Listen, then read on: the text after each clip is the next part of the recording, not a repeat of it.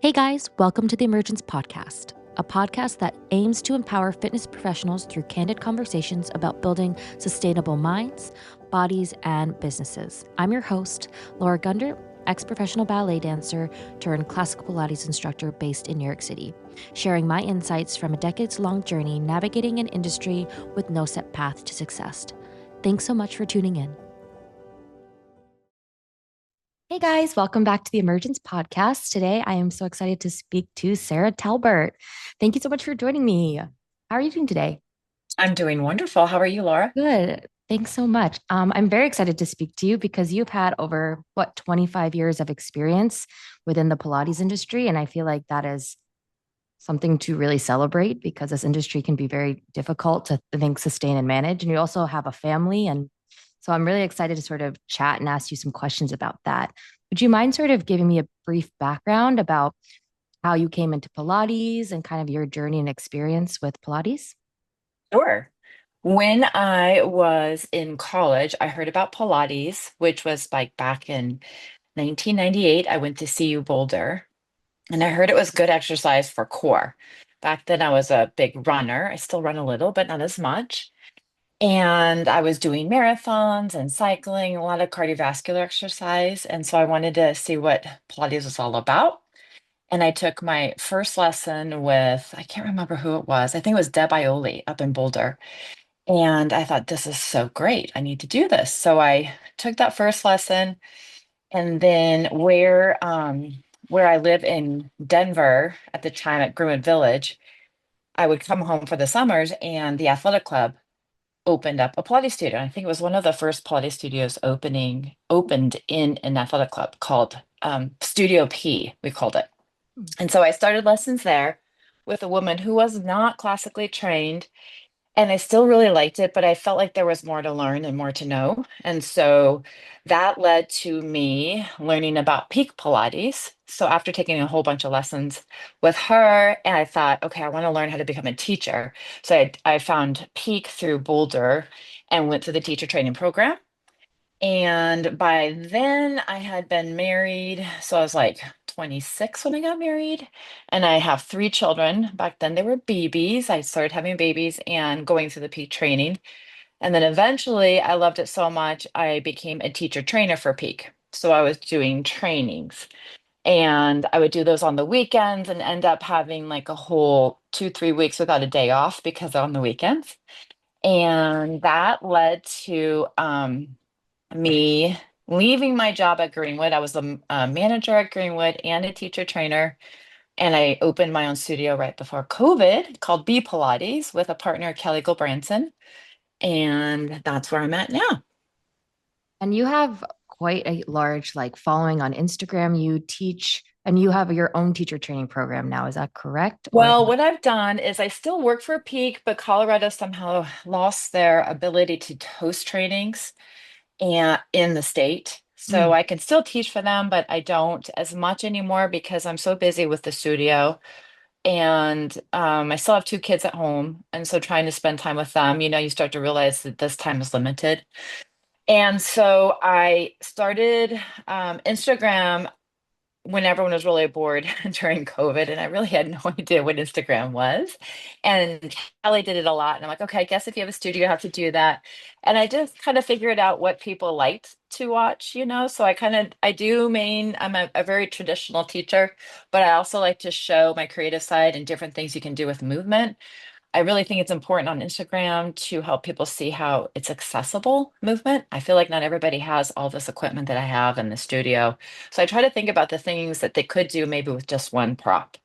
And then I started a website. So I'm not doing my own teacher training yet. I've thought about it, but I have a website where I put up workouts. So if people want to do work with me, but I can't train them in person, most of my work is still in person. Um, they can do that. I love your Instagram though, because I feel like it gives a Thank lot of you. value, specific on the Pilates side. Sometimes I feel Thank like you. just it's great. I love Instagram as a tool for businesses, but sometimes it's just like trendy moves that aren't really, there's no Yeah. purpose behind them. So I really Yeah. appreciate that you have like a lot of thought and purpose behind you. I think about Yeah. it a lot. It's important to me to preserve the tradition, but also show a side of where everyone can do something. And I'll be honest, what's helped me a ton is I've come across Sonjé Mayo as my mentor. And so that happened. She lives in Nashville. My daughter's in Nashville. She goes to Belmont University, singer-songwriting program. And when I met Sonjé, I had one lesson with her, and I felt like I've never really been doing this correctly. So I'm like, here I am, 25 years teaching this work, and it just clicked so well with me. I know she has some peak training in her. That might be it, that we speak a similar language, but I just felt like, oh my gosh, I've been moving too fast. I've been moving too big. My ego's gotten in the way. I'm also not the most limber person. So when I watch people so limber, I try so hard and I realize my range is my range and that's fine. It's great.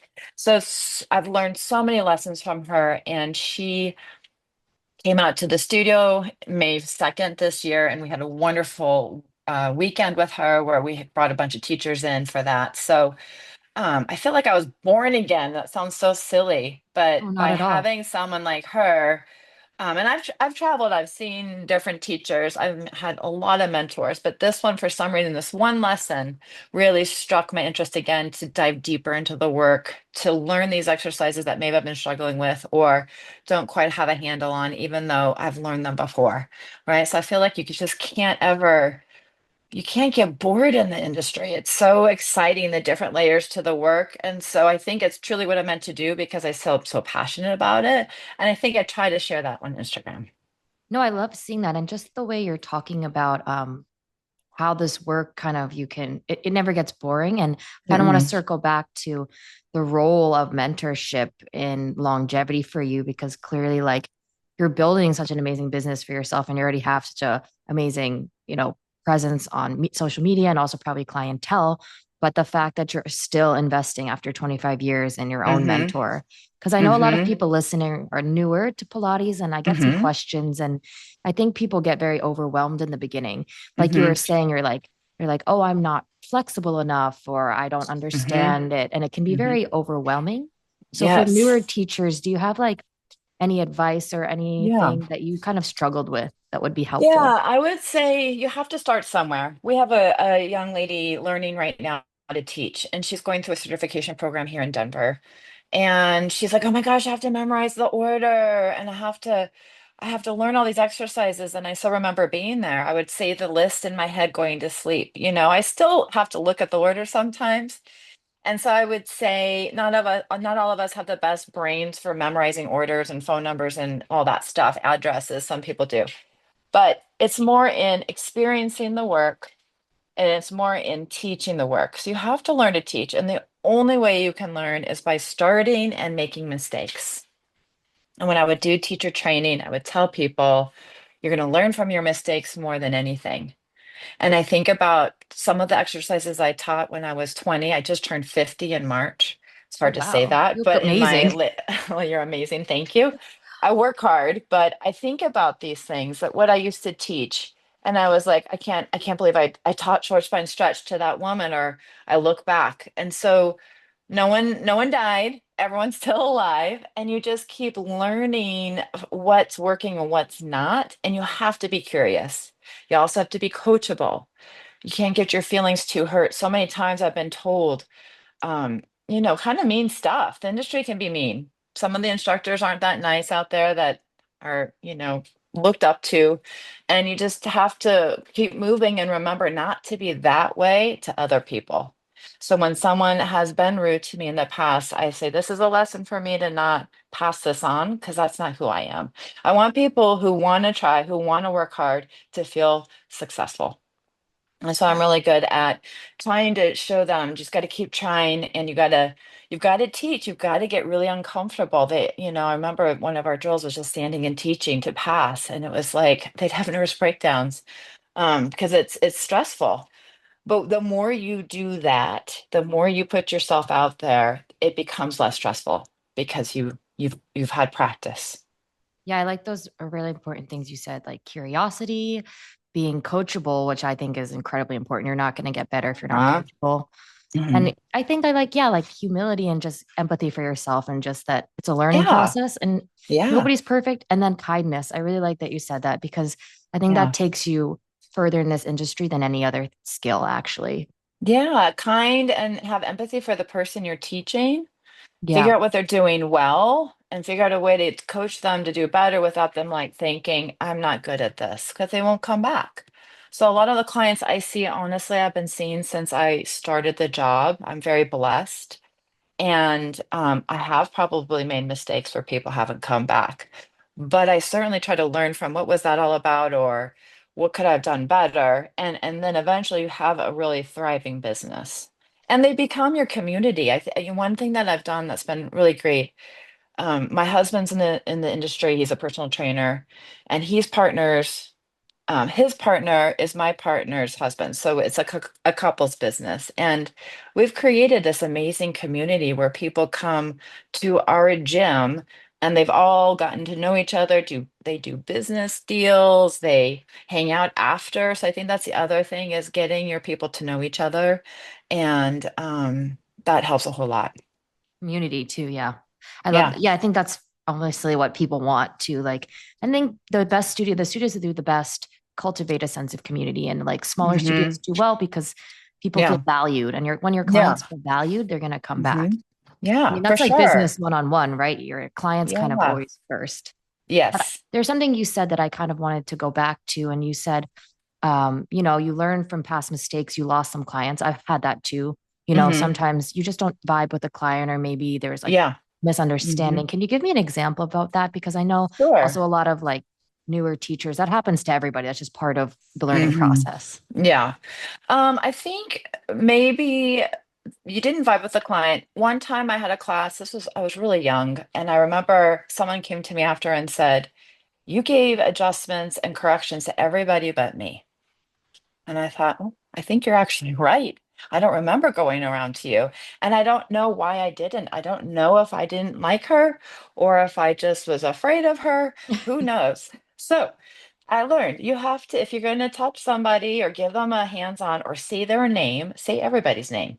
If the class is too big, say nobody's name. Right. If you're going, and then I also like to really like highlight somebody that's been working hard. Look over here, Kimberly. See how she's pulling her head right over, the top or whatever it is. Mhm. And I try to purposely call everybody out so they think, A, they know I'm watching and that you're encouraging them to try harder to keep going. So that's important. I'm thinking what other, I don't do this anymore, but one way to have your client never come back again is to push them too hard to make them hurt the next day. I think a lot of people think I'm the best trainer because I kill people or there's like this thing out there where I think people think it's cool to um overdo it. And my philosophy is this is a long-term game, and we know it takes a long time to build these skills and it takes a lot of repetition. So, yes, I want you to feel the work because people want to feel it. They want to know they're spending money wisely, but you don't want it so hard that they're like, that's too much. I was injured. I see a lot of people, not in my schedule so much, but other people's schedule drop off because maybe it was too intense or too hard. And what do you do when a client comes in? They're like, because sometimes, it depends on the person, but they might be Hmm. like, I don't feel like I'm feeling anything, Correct. like, Yeah. so what is your response to that? Like, how do we address? Well, I used to have these tricks where I'd pull out certain exercises like upside down pull up on the chair. They're not going to get hurt, right? Mhm. And you also kind of get challenged like, oh, okay, you want it hard, or last time wasn't too hard. So I have a couple exercises that I feel get you no matter what, and you're not going to get injured. So, like, upside down pull up, I'm thinking mat work's always great. A lot of people just don't even teach the mat work because we have reformers and barrels and whatnot. Oh, and the thing I didn't finish saying with Sonjé is that I hop onto her Zoom twice a week myself. She's now in South Africa, so she's taking about a month off. But I would get stuck teaching, teaching, teaching, and not doing enough. I would play around in the studio before I leave, but that's not the same thing as an hour mat, as an hour equipment. And I've been doing that for the last, I don't know, year and a half faithfully. And of course, the work works. So that also inspires me because she'll add a prop. Let's use ball, let's use a foam roller, and she's 80 now and very traditional. She learned under Joe. She knew Joe Pilates. So, and she's brilliant. She's a physiotherapy therapist. So she knows the body Groth method. I'm not saying it right. And I have a little bit of scoliosis. And so she understands that. So having someone like that, I think, is just priceless. And I always say have skin in the game, pay people to teach you.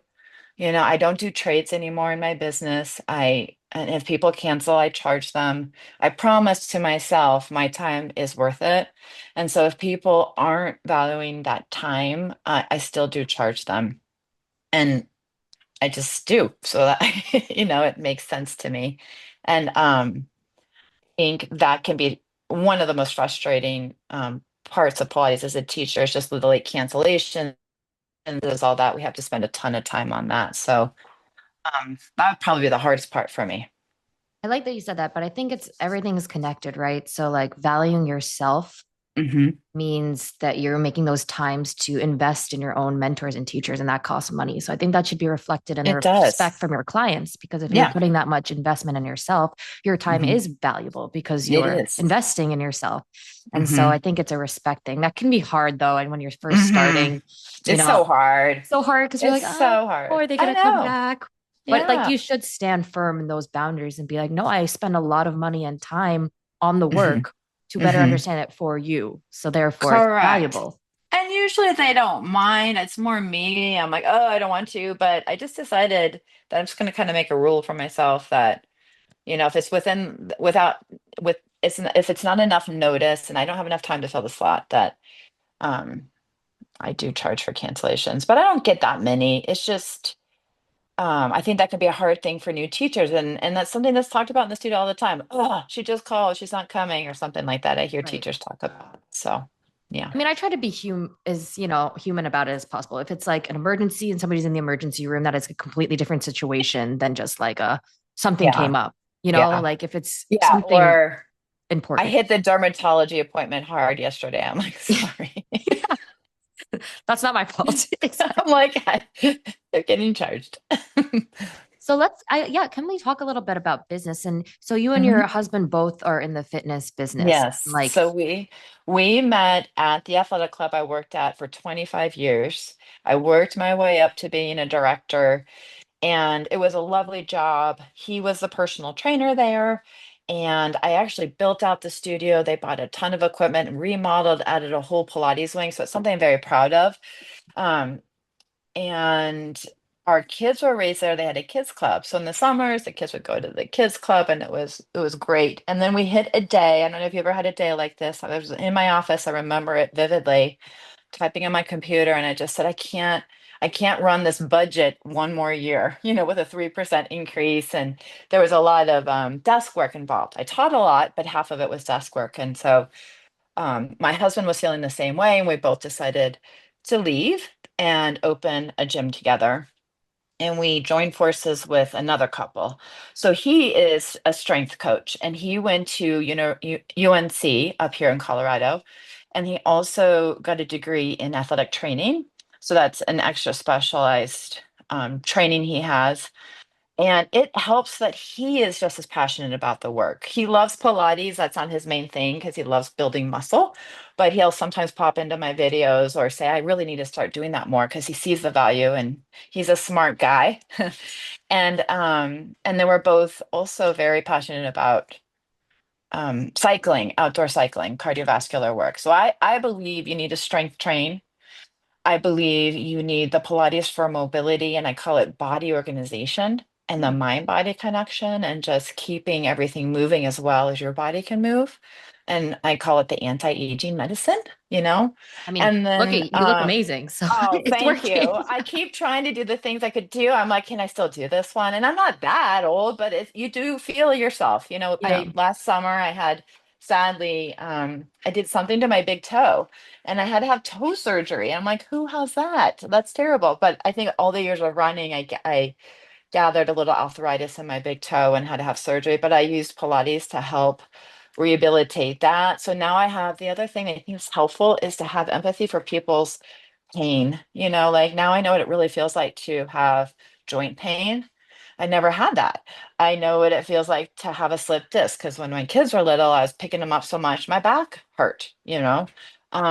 So I think using the injuries that you've had or your scars can help you relate to people too to help them succeed with the movement. But yeah, so my husband is very active, and I think having both of us passionate about it, he's always learning new things. He's really into tendon strengthening, so I hear him talking about stuff, and between the two of us we also overlap a lot of clients. So I said, Joe, if someone's on your schedule, don't do their abs. They don't need abs with you, because I don't really believe in like crunches and all the gym Right. mats. I'm like, have them, they're getting plenty of the core work in Pilates, but you could focus on strengthening your glutes, heavy loads, back exercises. So I'm one of those that if I lift, I want to lift heavy and lower reps. I don't know what people think about that, but the combination of that and Pilates, because I want to be strong. I love being strong. And I've been trying to like get a pull up, which is hard with my long arms. I always have a little excuse. I'm getting there. So I can do like two now. That's amazing. Pull-ups are really Yeah. hard. Pull-ups really, Yeah, they're really hard. I mean, I love Yeah. strength training and I love Pilates and I love that you do so many different types of movement because sometimes Mhm. I would feel guilty when I first went back into classical Pilates. Some teachers are just only do Pilates, only do Pilates. Correct. That's why I talk about it. And I Only feel, Pilates, you won't change your yeah, body. And I'm like, says who? And my who body changed cares? the most when I did strength training and Yeah, oh, me Pilates together. Like too. Me completely too. transformed. Yeah, and my back hurts less when I really worked on I'm strengthening my glutes. And I'm like, okay, my low back doesn't hurt as much. And then also with Sonjé, I really learned this concept of looking at lines in the body that I never really thought about. um, and the vertical pelvis and how you should stand. Yes, I've been taught that, but I just don't know if it clicked like it does now. So when I see someone, it's like something else comes out. So I can see with squatting and how where you should have your strength. It makes total sense to me with keeping the pelvis in more that vertical position, especially if people go anterior, that Mhm. kind of thing. So That's I think cool. strengthening the glutes have helped. So yeah, Yeah, I think that's what Pilates is for. It's for like longevity. And I think to be overall healthy, you have to be able to lift heavy and be like pliable. I feel like that is agreed. health and that is The strength. ultimate goal for sure. Yeah, Um, to lose range of motion. so for you guys on the business aspect, Hmm. having a business and kind of coming from working for managing a fitness studio, how did you sort of prepare financially? Because I know a lot of teachers are like, okay, I want to make this jump, but it's very Yeah, scary. And very like, scary. how Well, did you I kind would of do say that? start small, and usually studios that are smaller and pack the equipment in and figure out a way to make it work are the most profitable, you Mhm. know, than larger studios. That was the case at Greenwood. We had this little studio P, and then they added on a wing, and um it was more profitable in a smaller space. We made more money in the larger space, but per square foot. So really try not to overbite the size. We are lucky now to have a fairly large space. When people come to the studio, they're like, oh, wow, this is beautiful. We have one room with really open light and two studios. So that's great. But I would say start small. I mean, what do you really need to start? A handful of pieces of equipment, a reformer, mat, maybe a chair, and then you add on. But I also want to make sure everyone really learns how to teach on everything and not just the reformer or just the mat, because then you really understand the entire system of the work. And that just takes effort on the instructor's part.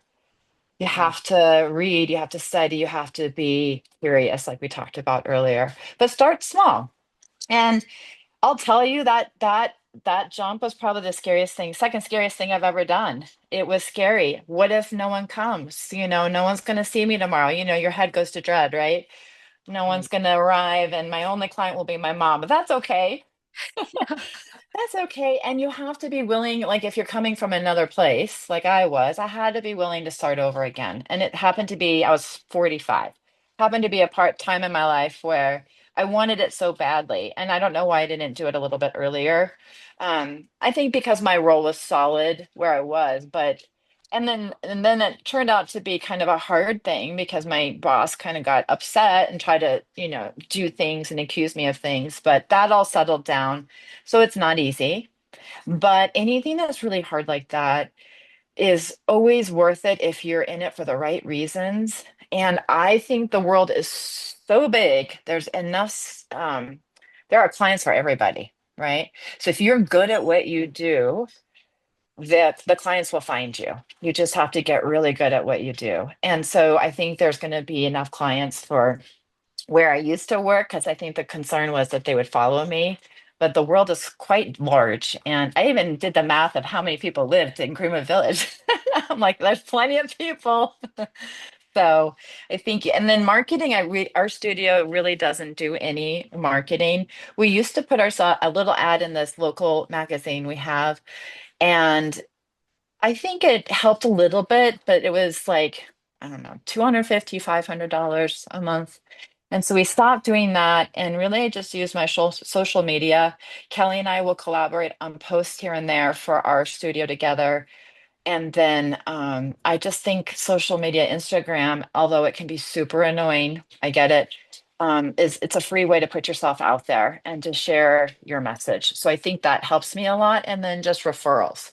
A lot of my new business comes from someone that's likes me and likes what we do, and they bring their friends. And so that works really well. And then we just do a little marketing suite through MindBody. We still use MindBody, and they have something like Constant Contact, I think, and send out notes that way. Hosting Sonjé was great. A lot of instructors came in to see her, love the studio. So a couple of people have hopped into class um, through that. And the other thing I don't do anymore that I used to do are classes on the schedule. I don't do classes anymore. I teach spin classes that are fairly inexpensive, but now I just teach groups, two people, large groups, like up to 6 or 8. We have enough equipment, or singles. And Okay. that's really helped my business. I wouldn't recommend doing that right away, but sometimes I feel like classes can get so inexpensive that it's really hard to make a profit. Okay. But that's great. I know some teachers who have recently opened up a studio and they're either Hmm. working alone because it's just them who are doing it. Hmm. And I know some of them have expressed it can be super lonely or it's a little slow to start. And I feel like some Hmm. people get very discouraged. So on that Yeah, front, how do you sort of keep up that sort of like stamina? Because building a business right. is not, it's not It's going to not. explode at the beginning, you know? Yeah, it's not going to explode. And it's like what do they call it? Like a snowball going down Oh, yes. hill. It gets bigger as it goes. So you just have to, well, and I'm trying to think, I think we each put in a certain dollar amount to buy. I wanted the archival equipment. So you have to have enough money to buy the equipment, right? And luckily Pilates equipment lasts forever. Hmm. And you can be thrifty. You can find it used and then have it reupholstered. I've done that with lots of our pieces because we all have the red. Hmm. Our studio's red. But I would just keep giving yourself this pep talk at the end of the day and go back to your why. Why are you teaching Pilates? What was that very first thought you had? I want to become an instructor. And then you need to answer that. And I think for me, it's I want to help people and I have to get my word out. So you have to get creative and not get discouraged. And if you have one client, that's amazing. If you have two, even better. That's double what you had. And then encourage them, say, hey, I'm really trying to build my business because I find that people want to help people. And if you let them know, I'm trying to build my business, do you know anyone that would want to come with you or start this journey as well? And then offering maybe group sessions for businesses around you. That could be interesting. I also have done teens Pilates and I target groups. So I actually was just going to write a note that tomorrow at noon, I'm teaching a men's only class. Hmm. So having like specific things sometimes piques people's interest. Sometimes you have to name something different. Pilates for athletes. Like everybody wants to be an athlete, but I'm still just teaching Pilates, and I might use more athletic terms. Anything that you think is going to pick your audience's interest, depending on who you're working with. Are they younger people, older people? I have one group of ladies that come on Friday, and one's almost 90. Wow. So yeah, trying to figure out a way to get people in the door. Who is your demographic? You have to know that too. And then just go back to your why. Why did I start this? Because we can get discouraged, and there's going to be nights where you think, I just don't want to do this anymore. Either you're too overwhelmed or you feel like it's not going. But if you keep trying and you're consistent and you put in a little bit of effort every day, I'm pretty sure it'll work. I like that you said that. So what I'm taking away from what you were saying is like you have to be very strategic, very entrepreneurial, creative, and sort of exactly what you said, know your target audience. And I think it takes Mm-hmm. some organization, it takes some trial and error. Like Mm-hmm. anything, you have to test some Mm-hmm. things and then probably run with the things that work Mm-hmm. and reach out to your community. It sounds like really Yeah. be involved with the people and like get to know them and try to serve your demographic Yeah, and and the you could people do will like come. an intro pack, buy one, get one free. I've done all these things. I don't do them as much anymore because I don't feel like I need to, but I've done everything. You could do an intro pack, 5 lessons, because it takes what, 5, 10 lessons to even grasp what we're trying to do in Pilates. It's so unusual and different. And they come in there and they think it's a torture chamber, and you lie on your back, you're not wearing shoes. And I try to be funny too along the way and get people laughing, and you just want to make this experience, create an experience for your client, right? From start to finish. Your studio's got to be clean. You've got to welcome them, make them feel like this is like the coolest thing ever. And it's really fun when they bring their friends in the beginning. So if you can encourage that, then, you start to build this community. I think that's incredibly important. And any business, I think it's an experience, right, for the client. Like you want to generate something that makes them feel seen and like heard and like excited to be there. Yes. And like they Yes. achieve something, like you said, you don't want them to leave feeling worse that they were Correct. like And couldn't do I anything. find myself saying this these days, and I'm not trying to be cheesy, but I'll step back and just look at everybody, and I'll let them know I see you, you know. I see you're getting this, and I remember what people do and how they've come along. I'm like, you're getting your elbow straight now, and I point out exactly what we've been working on and that they're doing it now. And I think people just love that. Who doesn't want to be encouraged that they're doing it right? I also will say, okay, that's not right. I do not let people carry on if it's not right. But there's an art to helping people get it right and not be a jerk. And that's the thing. That's the thing that we have to learn as a teacher. How do we keep them encouraged, but also give them the correction so that they can get it right? A lot of teachers don't correct it, or they don't see it, you Mhm. know, and just let the same thing happen over and over. So I think that will also make you unique, learning how to give a cue where they're needing to do something differently and not have them feel like, "Oh, terrible," that kind of thing. Discouraged. Yeah, it's like a Yeah, balancing act. Be like this, but look at yeah, this was so much better because this. exactly. The sandwich effect, right? A good, a Yeah, bad, a good. exactly. It's like Yeah, psychology at its finest. Like you really have to understand people. you I honestly do. think more teachers should invest in just like maybe reading some books about working with Always. people or like I think a lot of people, obviously, if you work with people, you're interested. But yeah, Yeah. it's really a people's game. Like, I mean, Hmm. obviously invest in like your teaching and your skills, and that's like number one. Like it's your job. Yeah. You should definitely understand that Yeah. component of it. But really just being a people person, I think understanding how to read cues in people and Yeah, and how they're doing that day, and what their energy is like, and to talk more, talk less, all that. Yeah, it's definitely, you have to be pretty social. That's also why I think at the end of the day we get so antisocial, because we talk all day. So no, sometimes I just spend the day or the weekends quiet. it's I think that's so important though that like you do have I keep stressing it to people and myself. I mean, you were saying earlier, like when you first start teaching, I was teaching 7 days a week. Like I had not 1 hour, like not one Oh, day where I just didn't have to, yeah. even if it was like three, four clients, two clients one day, it's still you Still have to work. show up, It's a be full day. present. Yeah. Yeah, yeah. Um, And even like 5 hours is a full day. We're on our feet. I'm very hands-on. It's exhausting. It's physical. We're talking the entire hour. I mean, I try to do what I call my pregnant pauses and just shush. But you do have to cue them through the whole thing, and they want you looking at you. If I like grab my coffee, they're like, wait, or a sip of water. I don't drink coffee when I'm teaching, but it's intense. It's an intense job. I don't know that people I think the good ones know it's intense. You're standing, you're there, you're present, you're not distracted. it's You're like a focused two-edged on your sword, right? client. if you're really Hmm. busy, that means you're really good because you're fully Yeah. booked. But at the same time, it's like it comes at You the get expense of exhausted. Yeah. teaching a high So amount. another thing I'm really proud of myself, I recently did started about 2 years ago, is taking one day off during the week because I was like, gosh, I can't get anything done at my house, or just even let my mind wander a little and build my website, build ideas. You need, I call it white space in your schedule. You need time to think, you need time to create. I get on Hmm. my bike and my creative thoughts really get going there.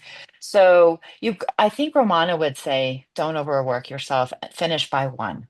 I can't remember. I've heard something that she would say. And I've seen teachers just crank, and I can crank out lessons. I can do it, but I at this point in my life, I end up getting so tired, just kind of burnt out, that it's not as exciting. So really knowing how many lessons can you do, maybe a couple more on this day, maybe a fewer on this day, and giving yourself breaks is so important. And vacations where you're not even thinking, well, it's hard not to think about Pilates when you're a crazy person like us, but not, just doing something different for a good 5 or 6 days is good too, like once a year. I love that you said that. I try to, yes, I will always go on a walk every day, just give myself that Hmm. time. And I find, yeah, I'm able to like create things like, oh, I want to do a pot. Yeah, you just let your mind wander and like Yeah, you I can mean, look at what new you're things. creating. It's It's fun. cool. It's cool. It's new.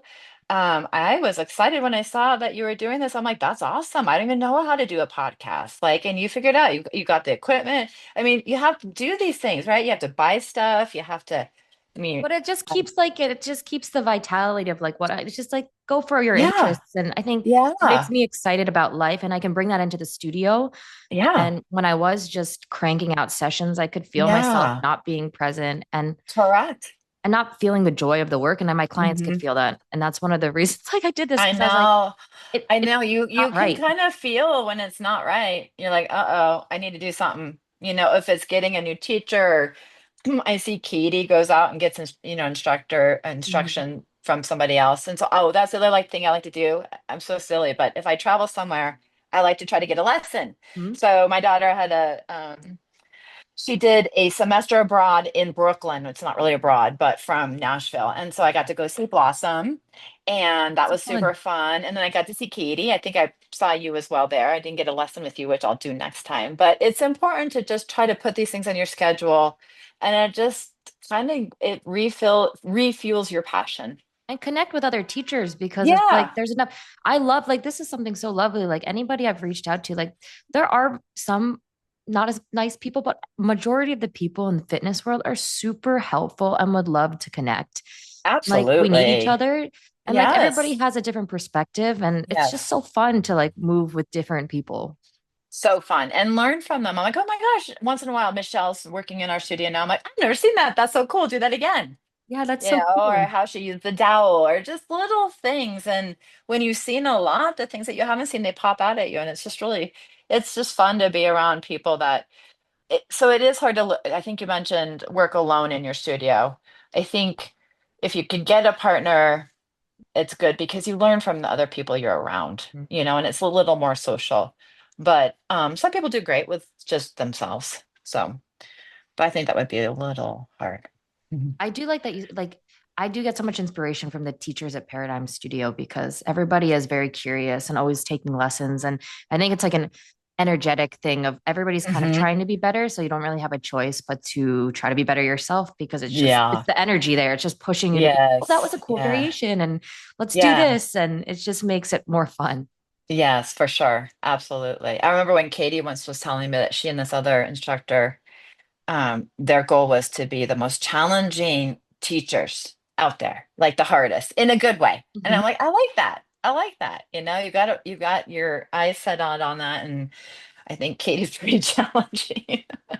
Yeah, she can tell you to move one like I millimeter to the right and know. somehow like can't breathe. But Yeah, I'm like dying. I'm like, how is this so hard? It's so true. it's amazing. But Yeah. actually, on that, like, what are your sort of non-negotiables and sort of values as a fitness professional or just in general that you kind of carry as you Um, your for career? myself or for Hmm. my Both, clients? kind of For okay. both.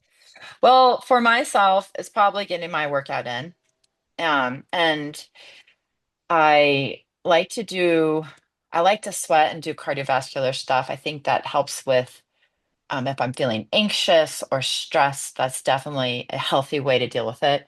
So I teach spinning, and like I said, like today, I got up early. It's my day off, but I got up at 5 and I got my bike on my car and I drove to my favorite place, which is 30 minutes away, and I went up the hill and down. So it was like a, 2-hour adventure, but I will not skip my workouts. Even if I'm really tired in the studio, I'm done teaching, I'll hop on my mat. I'm like, I'm so tired.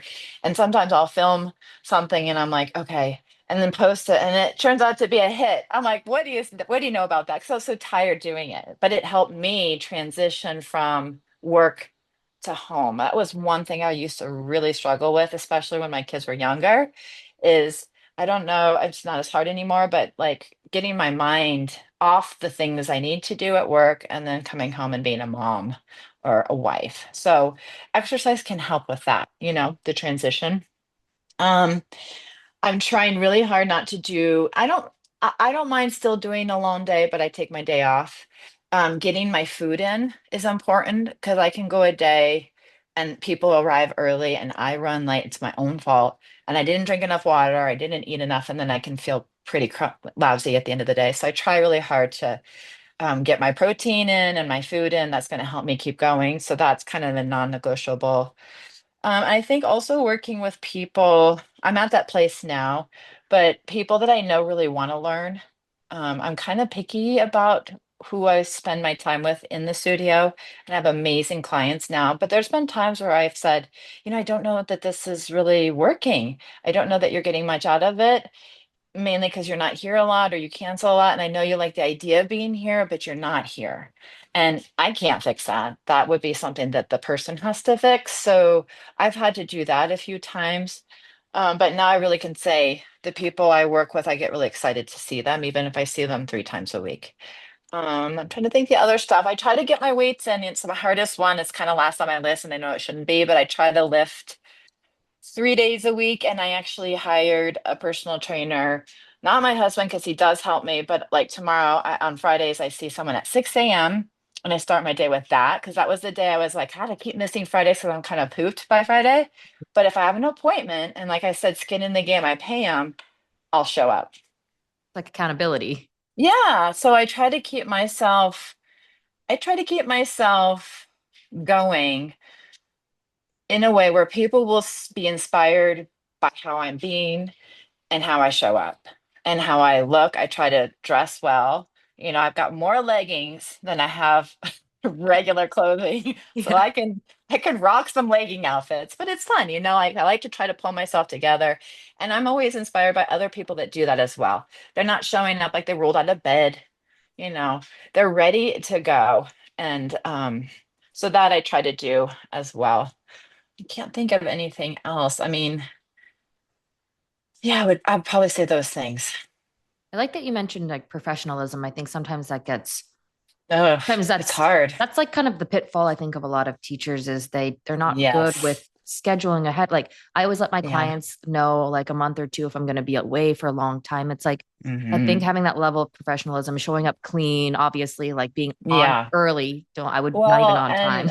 and my favorite when I'm with Sonjé, oh my gosh, you should watch her teach. It's like a whole new person comes out. And she is so incredibly professional. I don't know. She doesn't, when she starts teaching, it is a lesson. We don't talk about other stuff. Now, I always try to make it a little bit fun and, have these conversations as well. But I think what people tend to do is have too much conversation, not enough teaching. And so I've really worked hard on trying to make the hour more about that. And if people want to talk, I'm like, let's do that after. We'll grab coffee, or you guys grab coffee after. But and not talking about clients to clients, sharing just enough of my social life so that we feel connected, not oversharing, because it's not about me. Hmm. It's about the person I'm teaching. And I remember, I've had so many instructors I've worked with or I managed because I'd managed almost 17 at one time. And I remember just hearing them give them their life story. And I think, okay, we cannot be doing this enough to be human, but truly they're hiring you to help them learn the work. So I really try to focus on the Pilates and making sure I'm teaching them the exercises. I almost audit myself as a teacher. Like, how did you do today, Sarah, when I'm driving home? Did you really did you really do the work and what it takes to help them become better at what they're trying to accomplish? Instead of just, wasting the hour or trying to get the hour to go by fast or whatever it is. That's, because it's hard. It's a hard job. So even when you're tired, you still got to give 100% because that person's paying 100%. Yeah. You Yeah. can't give them half a session. And then usually once you get something going, a spark, you find something like yesterday. I don't even know if I should say this, but my client, it was my last hour. She came without her husband. She usually does a duo. And I thought, okay, I'm tired. This is going to be a longer hour because I'm just tired. Well, I get her on the reformer and I'm realizing she's still struggling with how to do footwork without tucking her pelvis. Hmm. And we actually ended up spending, I never do this, but almost the entire hour on her pelvis and footwork. But she got it. She had a breakthrough. And once I have something that okay, I have something I can work on here, then time just goes away. My energy comes back. So you have to really look at your client and not just go through the motions. You have to say, what does this person need right now? What does the group need? And each person in the group needs to be addressed if you have a group or just one. So I turned the reformer to the side. She needed a mirror. I mean, I went through all the cues, figured out the ones that worked for her because keeping your sacrum down wasn't working. So you have to say everything 5 different ways. Hmm. And eventually we got it, and she just was like almost teary, right? Great. Almost teary that she could just figure out this concept that's very important.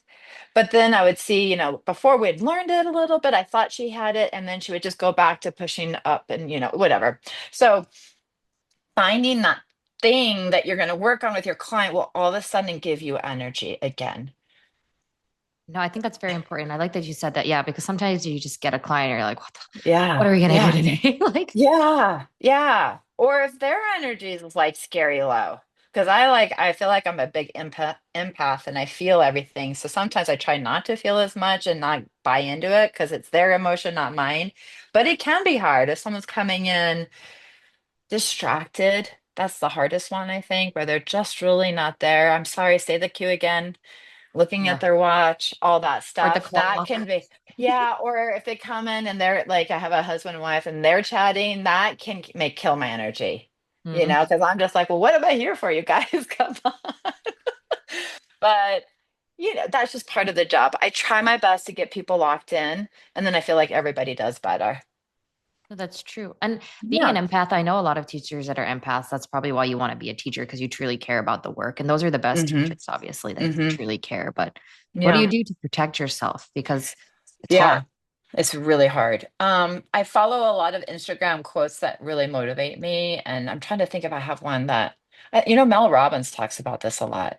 She talks about, what does she say? Something to the sorts of, whatever they have going on is really not what you have going on. Really realizing you're, separate people, which is obvious, but sometimes I can almost feel like I'm going through it with the person. And so having that boundary, that's kind of a key word these days, boundaries, but um, realizing that what they're going through is what they're going through. It's not what you're going through, but you can also still be there to help them. But what is theirs is really theirs and not yours.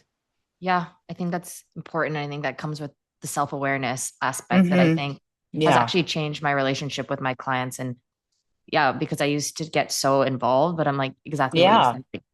Yeah. It's It's not my job to easy. fix your life. You know what It's I not mean? my job to fix your life. I'm here to witness you and to help you, but I can't, you have to fix yourself. I have to fix myself. No But one else honestly, I'm can. just here to teach you Pilates. Same Yeah, thing. also, I know it becomes this like my hairdresser was saying the other day to me, like she was training someone, so she was talking freely and she knows me well. But there's that therapy aspect of what we do. So I think of it more like movement therapy than talk therapy. If you move your body well, I mean, have you ever had one of those like breakthrough feelings in your body? Like, oh my Yeah. gosh, that release. Not that doesn't happen every time, but I try to use my strengths in that regard with the movement therapy. So I talk through things with people and I try to get them focused on positive things. Like at the end of a lesson, I'll say, let's talk about let's think about what's going to happen amazing in your day now, especially if you started off with a really shitty day and now you're here. We have a chance to turn it around. So I try to give like pep talks along the way. That's just my personality. Um, and I think that helps people kind of own what they're doing, own their work. Sonjay has the funniest saying. She'll say something. I guess someone said to her the other day, "This is really hard." They were in the studio and she goes, "Yeah, I know. Try harder. Try harder." Right? Or she says, "Don't just hope for the best." Sonjay says that all the time. You've got to make the change yourself. Don't just hope for it. And or when people say, "Sarah will fix me." I can't fix anybody. You fix yourself by being here and I guide you to the end result, but we can't fix people, you know. I think that's an important actually thing you said because sometimes I get frustrated and I talked about this I think with other teachers and coaches but and with Katie sometimes it's like sometimes a client only has a certain amount of capacity that they can actually give to you Yeah. and be Yeah. like some people are just more body aware and just want to work Oh, harder than others. yeah. And then I Yes. think realizing that person's bandwidth and capacity takes the stress Yeah. off of you because you're not trying to make them work hard. They're just like, this is all you can Yeah. give me. And that, okay, that's Yeah. fine. That's all like, that's Yeah. enough for now. Well, Sanjay mentioned it as motor skills. I really realized like I do have a client that has been with me since the new studio, so at least 6 years, still struggles with threading the handles. And I'm thinking, okay, what is this all about? So then I really think about people's brains just really work differently. He's a lawyer, Mhm. so he's very cerebral, not as body oriented. And I have had clients where I'm not certain they know their head belongs on their shoulders, like where's the pelvis? And you say these things so fast. They're like, what are you saying? So you have to just really slow it down.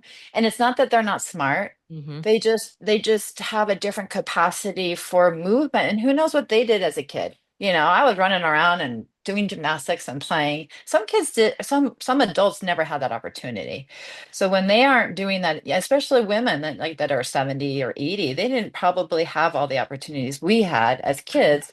So they don't know how to move as well. I mean, not everybody can. So I think just lowering the bar of what you expect and then really celebrating when they get it, Mhm. because not everyone can do all these crazy hard things and the coordination Pilates requires, and as Sonjay calls it, the motor skills. I never thought about it until I heard her say that. I'm like, yeah, you're right, they don't have the motor skill you know And I think that goes back to just teaching the body that's in front of you. And like yeah, Pilates is like so beautiful because it meets you wherever you are and at any stage of life. exactly. And it's okay if you can't do squirrel. Like so Yeah, and by those the exercises way, aren't that important. who really cares? I was just talking to Kelly about this the other day. She was trying to do some really hard thing, and I'm like, but who's going to really ever do this? Yeah. And as I think they call them extras, or Colleen Glenn would say yadas, or the things that are impressive and they're fun to watch, they're really not the system. Yeah. When you really learn the system, and you can, and then I was thinking about this today on my bike, right? Like there's some exercises that I've gone through in the super advanced routine. And I'm like, this doesn't feel really great in my body. I can kind of do it, but I think I'd get a better effect just doing this, something that's kind of like more traditional. But I think it's So, just like yeah, doing the basics, the intermediate, even just the intermediate reformer is the correctly is best. hard. It's The fucking best. hard. Yeah, the beginner reformer. It's When you do it correctly, Mhm. it's so hard. So I always try to say, hey, this is the beginner flow, but no exercise in Pilates is easy. In fact, you can make imprinting the hardest exercise, Exactly. right? Just Doing it lying right. on your back and doing it right. I think that is the common thread amongst all exercises. I think Jay Grimes says in Pilates, said, they're quoting him, in Pilates, you do one thing with 500 variations or 5,000 variations. And I thought about that. I'm like, what do you think that one thing is, And I would say that imprinting, that ability to hold your spine long and firm, is Mhm. that one thing you do if it's in flexion or flat back, but is that one thing you do? So making that one thing really hard and getting people to understand that, I don't think I Using was the taught that system and well all the enough. apparatus to challenge them there. Yeah. Because you can flip it, you Yeah. can invert it, you can do the same things on your side, on your back. Exactly. But if they don't get what that feeling is, I think it's really hard to progress. So that's one thing I've also gone back to is the fundamentals, like they're hard. They're They're the called fundamentals for a fundamentals. reason. It's like building a Yes. house, you have to have a Yes. strong foundation or it's going to Learning just, how to do that. Yeah. So that's important too. As a new teacher, make sure they understand the basics and then not giving them too many new exercises all at once. They kind of earn them like a reward or dessert. yes. And then Yes. for a more seasoned teacher who have been teaching for kind of a while, Hmm. and they're kind of maybe at the precipice of like, do I do a teacher? Like, do I go into teaching teachers or like, Hmm. what advice would you give them to sort of like scale? Because at a certain point, you got to work smarter, not harder. Because, Yeah, you do. like you can't be Yeah. teaching like 10 to 8 hours every No, single, you it's just, cannot. there's no longevity in that. Yeah. So I think the thing about, I actually just wrote an article that was published in the Pilates Journal about this, scaling your business. So if anyone wants to read that, I think the I'll link it things I below. talked about was your rate has to be right. Can't be charge, you have to charge the right amount, and it has to increase every few years, your rate. Like I said, I stopped doing classes and I got the same number of people coming for groups.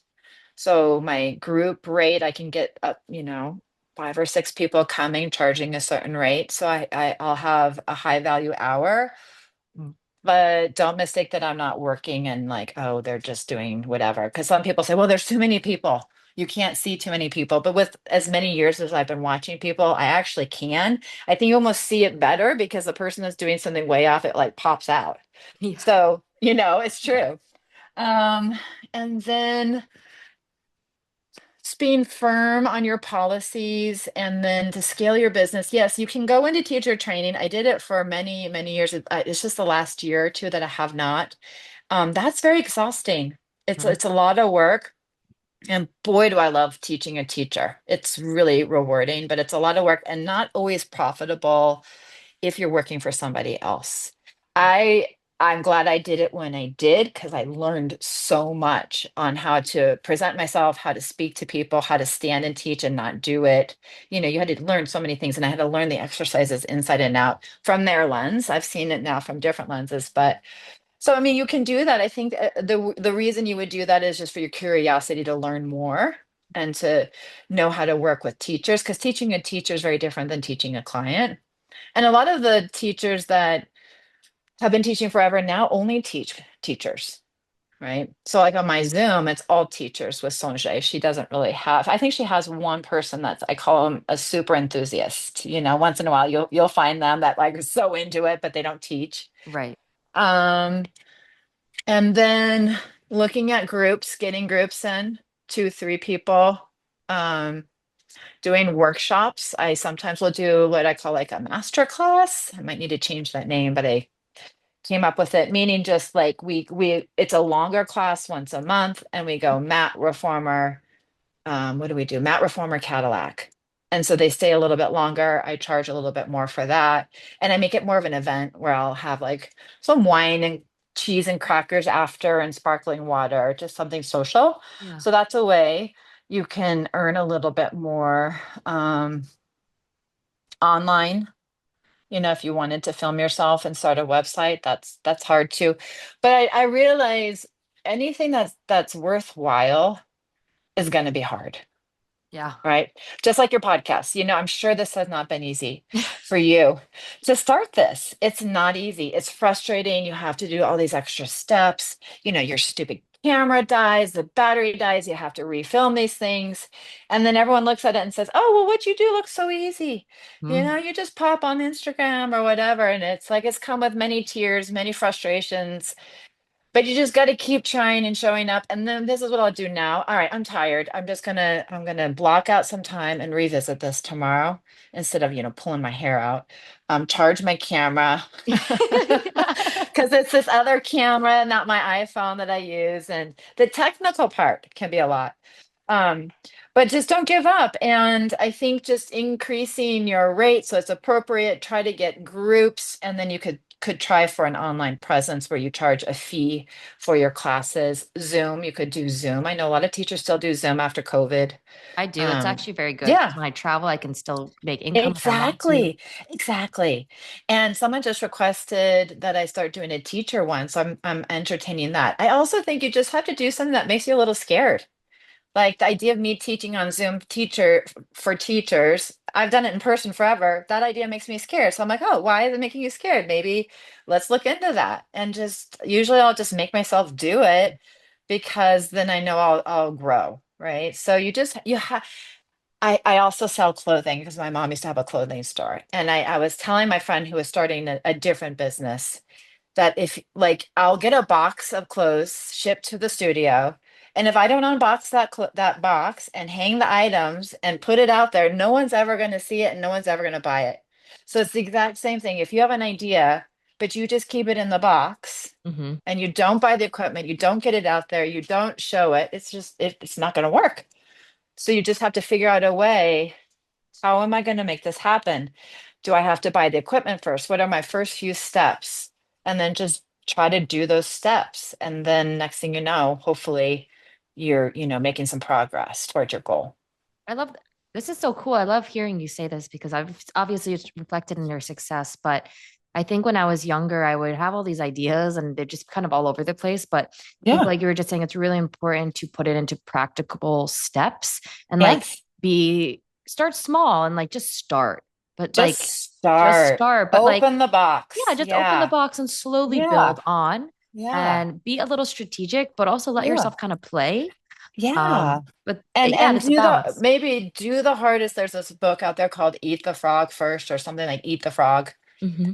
No one wants to eat a frog, at least no one that I know. And I think the idea is to me for me, or the I also read the book, The One Thing, that was super helpful. Prioritizing. So everybody has only so much will in a day. So if you shouldn't have more than three big things to do in a day. I am guilty of 10 things in my head because I'm just like a task girl and it's terrible. I kill myself. But I know you can do three good things in a day. And so try to do the hardest thing when you have energy. And for me, it's early. By 3, 4 o'clock, I might get some less hard work done, but not the main thing done. So just think about that too. Like try not to have yourself do something really hard at the wrong time. Yeah, That's really, yeah, I think that's something people need to learn. Like for me, I've learned that like if I'm going to do any writing or anything, like my most cognizant hours are between like 10 and 1. So if I do any exactly. detailed writing, it will have to be during that time or else like Exactly. it's like, yeah, it's like figuring out yourself. I think Yeah. it's Know know yourself. yourself. Really It's know self-growth. yourself. When are Understand. you going to exercise? Like I know I'm not going to ever go out on a bike ride at 3 p.m. Never. I will at 7 and 8. I love it. So Yeah. you just have to know yourself and then just like, you know, get it. Sometimes I'll just set things out. So that's the first step, and that they talk about that a lot in the One Thing, that book. It's a good one too. If you're trying to start something new. I love that. Yeah. Okay, thank you so much. And kind Yeah. of to close out, what are your sort of I don't know, kind of closing thoughts on for teachers on sort of like how to like, I don't know, manage their like stress or sustain. I mean, we kind of talked about all this passion stuff, but in Hmm. terms of for you, like, what Yeah. are some things that you're really looking forward to in the future and sort of some things in the past that you are reflecting on that you wish you could have maybe done better, or maybe you don't want to Hmm. change anything? Yeah. I think the only regret I would ever have is working too much because I have a family. Hmm. Um, but I always really made sure that it was balanced. But I tend to be a bit of a workhorse. So I would really just one thing my partner does is she always leaves early and doesn't dilly-dally. I can be a dilly-dallyer, and so I would try to really just hone in when I'm working, when I'm not, and be really good with those boundaries. What else? What was the question one more time? And then kind of what do you have like coming in the future? Like, what are you excited What That's about? exciting. So we're taking this was the one thing too. They say book your vacations the first thing of the year. Block out your time off. I think that helps you know like say you have a month of work, but you know there's a vacation coming up, and there's going to be time to just recharge and relax. I do find my cardiovascular exercise helps me recharge, kind of clear my brain. I think my brain goes through this process of like almost like sleep, Hmm. like rewiring. And then the other thing I've been doing too to help with like making myself the best human I can be just for everybody, my clients, myself. I mean, sometimes I even get tired of myself, you know what I mean? I'm like, oh God. Yeah, I get it. Is I'll take like I'll put my these new headphones on I got for my birthday from my mom, and I'll put on some music that here, there we go. I'll put on like a sleep playlist or like a real chill thing and just close my eyes. And that helps me kind of come back and reset and give me some energy because I'm not great at being quiet and sitting still. I Hmm. tend to be on my feet a lot. Oh, let's go weed. Now I got to do this or I got to do that. I'm a good busybody. So trying to make myself stop and just regroup, I think is helpful. So I'm trying to do more of that. Okay. That's so Yeah. well. Thank you so much for your time. This was such a fun conversation. And like, I Yeah. love your like energy and spirit. Like, it's totally Oh, reflected in like everything you do. So thank you so oh, much well, for talking thank to you, me. Laura. Yeah, and I'm really happy that you started this, and thanks for having me on. Yeah, I hope to see you back in Yeah. New York soon. Heck yeah. I know. I was so excited when she was there. I'm like, oh, I get to go a lot because it's a little far, but I'll be back and I'll come see you.